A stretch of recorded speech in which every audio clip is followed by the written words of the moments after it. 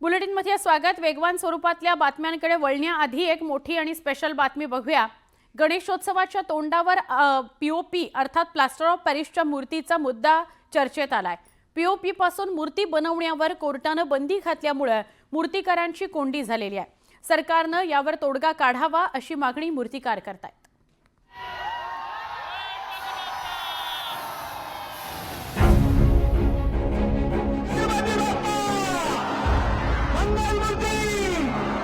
मुंबईच्या परळमधील गणेश मूर्तिकारांच्या महासंमेलनात पीओपी मूर्तींवरील बंदी उठवण्याची मागणी करण्यात आली। कोर्टाने पीओपीच्या मूर्तींवर बंदी घातली आहे, त्यामुळे गणेश मूर्तिकारांच्या अस्तित्वाचा प्रश्न निर्माण झालाय।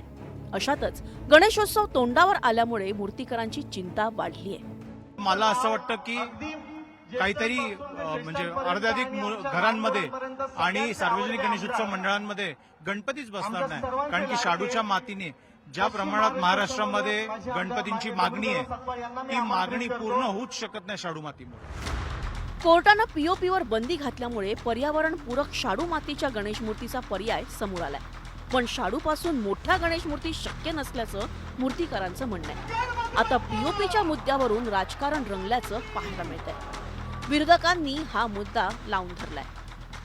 ही जी काय बंदी घालण्यात आली आहे ही सीपीसीबी म्हणजे जसं एमपीसीबी आपल्या राज्याकरता आहे तसं जे सेंट्रल पोल्युशन कंट्रोल बोर्ड आहे यांच्या डायरेक्टिव्ह नुसार घालण्यात आलेली आहे। सीपीसीबी हे मोदी सरकारच्या अध्यक्षतेखाली जे सरकार आहे त्याच्या अंतर्गत येतं, त्यामुळे जर केंद्र सरकारची इच्छाशक्ती असेल तर एका मिनिटात हे डायरेक्टिव्ह बदलण्यात येतील। प्लास्टर ऑफ पॅरिसच्या मूर्तीची विक्री आणि विसर्जनावरती उच्च न्यायालयानं बंदी घातली आहे। नुकत्याच झालेल्या माघी गणेशोत्सवात महानगरपालिकेनं पीओपी गणेश मूर्तींचं नैसर्गिक जलस्रोतांमध्ये विसर्जन करण्यास मनाई केली होती, त्यामुळे अनेक गणेशोत्सव मंडळांसमोर गणेश मूर्तीच्या विसर्जनाचा प्रश्न निर्माण झाला होता। सन्माननीय मुख्यमंत्री महोदय यांच्याशी पण चर्चा करतोय आणि LNGD कडे पण आम्ही विनंती केलेली आहे की याच्यामध्ये जर काही असे शास्त्रयुक्त पुरावे आले तर आम्हाला काही इंटरव्हेन्शन कोर्टात करता येईल का याच्याबद्दल आम्ही चर्चा करतोय। लवकरच त्याबद्दल स्पष्टता होईल। आता एक 5 लोकांची तज्ञ समिती सुद्धा ह्या संदर्भात आपल्या सरकारनं गठीत केलेली आहे। आणखी लवकरात लवकर त्या समितीच्या माध्यमातून सुद्धा आमच्या असणाऱ्या सर्व मूर्तिकारांना अनुरूप अशा पद्धतीचा निर्णय येण्याची दाट शक्यता आहे। सार्वजनिक गणेशोत्सव मंडळाच्या मूर्तीची उंची कमी केल्याशिवाय पीओपी वरील बंदी यशस्वी होणार नसल्याचं शास्त्रज्ञांचं म्हणणं आहे।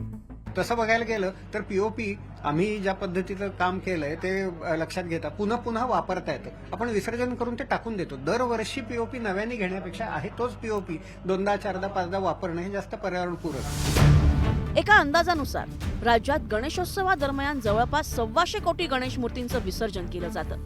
त्यातल्या 80%हून अधिक मूर्ती या प्लास्टर ऑफ पॅरिसच्या बनवलेल्या असतात। त्यामुळेच कोर्टानं प्लास्टर ऑफ पॅरिसच्या मूर्तींवर निर्बंध लादलेत। आता राज्य सरकार यावर कसा मार्ग काढणार याकडे मूर्तिकारांचं लक्ष लागून राहिलंय। सुस्मिता भदाणे, न्यूज 18 लोकमत।